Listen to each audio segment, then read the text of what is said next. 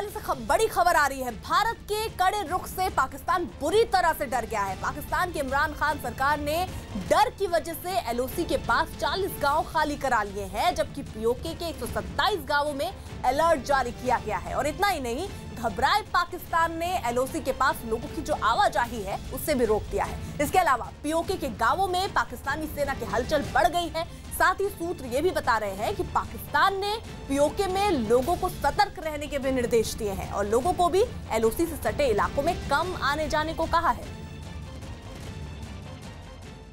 उत्तर प्रदेश के रामपुर में एक पुलिस कांस्टेबल ने पुलवामा में शहीद हुए जवानों के परिवारों की मदद के लिए अनूठी पहल शुरू की है। फिरोज खान नाम के इस कांस्टेबल ने चंदा जुटाने के लिए अपने अधिकारियों से मंजूरी ली और फिर अपने गले पर एक पेटी लटकाकर बाइक के जरिए शहर की गलियों में घूमकर चंदा जुटाना शुरू कर दिया, जिसमें लोगों से पुलवामा में शहीद हुए जवानों के लिए चंदे की अपील की गई। पुलवामा में जो लोग शहीद हो गए थे, चंदा भी देना चाहते हैं। कांस्टेबल फिरोज खान की इस पहल को लोगों ने काफी सराहा और शहीदों के परिवार की मदद के लिए सहयोग किया। ये चंदा 3 दिन का जो भी क्लोज होगा, तो जो उनके परिवारजन है, जो हमारे देश पर शहीद हो गए हैं जवान, ये उनके परिवारजन तक यानी पहुँचे, बस ये चाहता हूँ। यही नहीं, पुलिस वालों के साथ ही दूसरे सरकारी दफ्तरों में भी लोगों ने चंदा देकर कांस्टेबल का हौसला बढ़ाया। आंध्र प्रदेश में बीजेपी अध्यक्ष अमित शाह ने पुलवामा पर कांग्रेस के जरिए पूछे गए 5 सवालों पर पलटवार किया।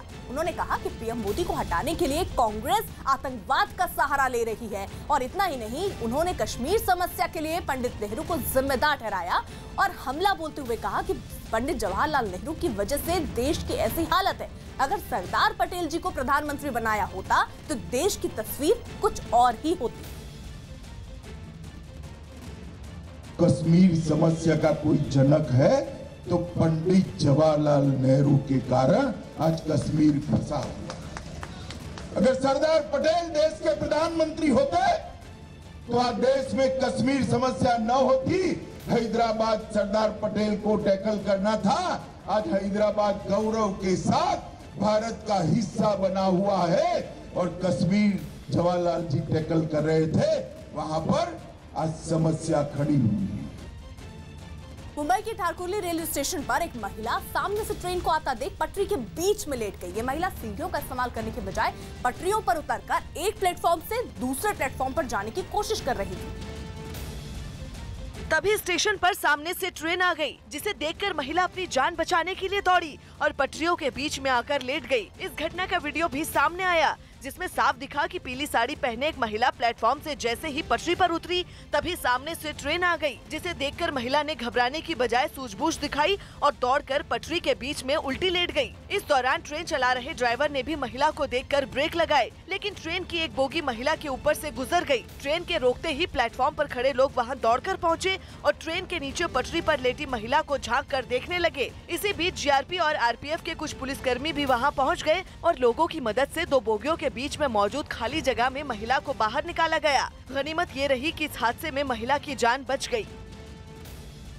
पुलवामा हमले के बाद सुरक्षा बलों के काफिले के आत्मघाती हमले से बचाने के लिए सरकार ने कई बड़े कदम उठाए हैं। सरकार ने उन वाहनों की आधुनिक बनाने के लिए मॉड्यूलर बैरियर, ये बैरियर आत्मघाती हमले को रोकने के लिए बेहद कारगर है। वहीं सरकार ने सेना की गाड़ियों में आई सेफ लेजर डेजलर लगाने का भी फैसला किया है। उसके जरिए सेना उन ड्राइवरों को रोक सकती है जो काफिले में घुसने की कोशिश कर रहा हो।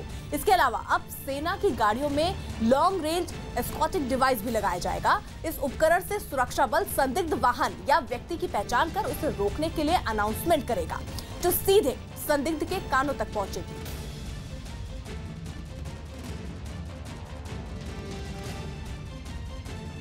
बांग्लादेश की राजधानी ढाका में केमिकल के एक गोदाम में धमाके के साथ आग लग गई। वहां गैस सिलेंडर में हुए धमाके से आग लगी, जिसकी चपेट में आने से 70 लोगों की मौत हो गई।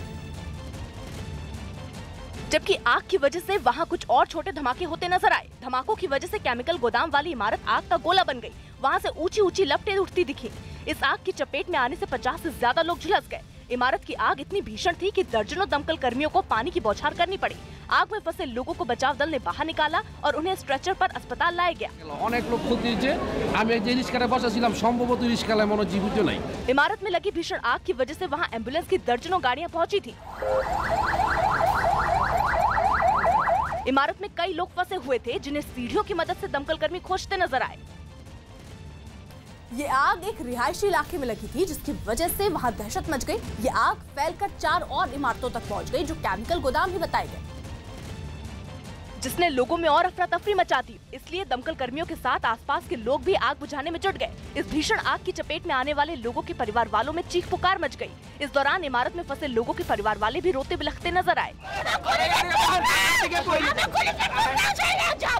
আমাদের অগ্নি নির্বাপন কার্যক্রম প্রায় শেষের দিকে। আমরা এখন ডিটেইল সার্চ করছি। दमकल कर्मियों ने काफी देर मेहनत करने के बाद इमारत की आग बुझा ली। हालांकि तब तक इमारत का ज्यादातर हिस्सा जलकर शमशान बन चुका था। इस हादसे में कई लोग गंभीर रूप से जख्मी हैं, जिसकी वजह से अधिकारियों ने मरने वालों का आंकड़ा बढ़ने की आशंका जताई।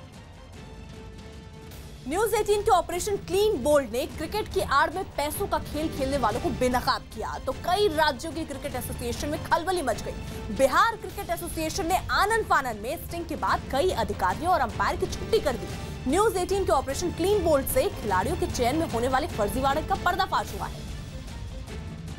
और खुफिया कैमरे में वो लोग कैद हुए जिन्होंने पैसों के लिए हुनरमंद खिलाड़ियों को मैदान में नहीं उतरने दिया। यानी क्रिकेट के साथ वर्षों तक कैसा खेल खेला गया जिसमें खिलाड़ी पिसते चले गए। लेकिन न्यूज 18 के ऑपरेशन क्लीन बोल्ड से कई राज्यों की क्रिकेट एसोसिएशन में खलबली मच गई। मोटी रकम लेकर खिलाड़ियों का चयन करने वालों को 24 घंटे में घर पर बैठा दिया गया। ऑपरेशन क्लीन बोल्ड के बाद सबसे पहले बिहार क्रिकेट एसोसिएशन के पैनल में शामिल अंपायर डॉक्टर DP त्रिपाठी की छुट्टी कर दी गयी। उन्होंने महिला क्रिकेट टीम के चयन में पैसों के खेल की बात मानी थी। अपने से लड़की का रजिस्ट्रेशन कराना है। अभी हमारे लिए सोचना नहीं है, लेकिन मतलब उसका सब डोमिसाइल बनवाना होगा। कितना खर्चा उर्चा अंपायर DP त्रिपाठी पर आरोप है कि उन्होंने दूसरे राज्यों के कई खिलाड़ियों को बिहार से खिलाने के लिए फर्जीवाड़ा किया, जिस पर उन्हें बर्खास्त कर दिया गया। स्टिंग में बिहार की पुरुष क्रिकेट टीम के सिलेक्टर नीरज कुमार का भी नाम सामने आया।